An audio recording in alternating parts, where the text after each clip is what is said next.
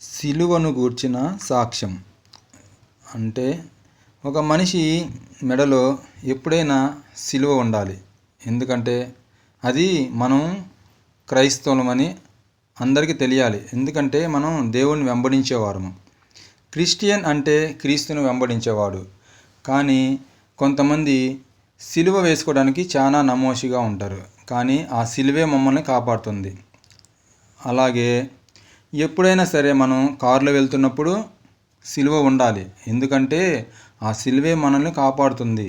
ఎందుకంటే మన రాకపోకలందు ప్రయాణాలందు మనం ఎప్పుడైనా కారులో సిలువ ఖచ్చితంగా ఉండాలి. ఎందుకంటే మనం క్రిస్టియన్ కాదు, దేవుణ్ణి వెంబడిస్తున్నామని క్రిస్టియన్ అంటే. అలాగనే మన కారులో ఎప్పుడైనా దేవుడిని గూర్చిన సాక్షి ఉండాలి. వీళ్ళు దేవుని నమ్ముకున్నారు అని క్రీస్తు సాక్ష్యం మనం చెప్పాలి.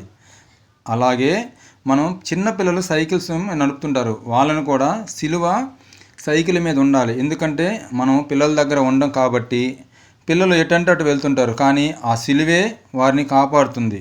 అపవాది శోధన నుంచి, సైతాను శోధన నుంచి సిలువ ముట్టడానికి ఎవరు కూడా రానే రారు. మన బిడ్డల జోలికి ఏ అపవాది కూడా ముట్టకుండా ఉండడానికి ఆ సిలువ మనల్ని నిత్యము కాపాడుతూనే ఉంటుంది.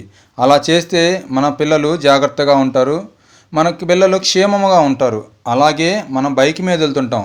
ఆ బైక్ మీద వెళ్తున్నప్పుడు మన ముందు సిలువ ఉందనుకో, ఆ సిలువను చూస్తూ మనం ధైర్యంగా పోతాం. ఎందుకంటే మన దేవుడు మన ముందున్నాడు, మన ముందు నడిపించేవాడు, మన పక్కన ఉండేవాడు. ఈ సిలువే మన సాక్ష్యం. అనేక మందికి సాక్ష్యంగా ఉంటాం. వీరు క్రీస్తుని నమ్ముకున్నారు, నిజమైన దేవుని నమ్ముకున్నారు, అందుకని వీళ్ళు క్రీస్తుని వెంబడిస్తున్నారని సిలువ సాక్ష్యం మనం ఇవ్వాలి. అలాగా ఈ సిలువను గురించి మనం గొప్ప సాక్ష్యాలు చెప్పేవారుగా ఉండాలి, మన దేవుణ్ణి మహిమపరిచేవారుగా ఉండాలి. ఇదే అద్భుతమైన నా సిలువ సాక్ష్యం. Thank you for watching.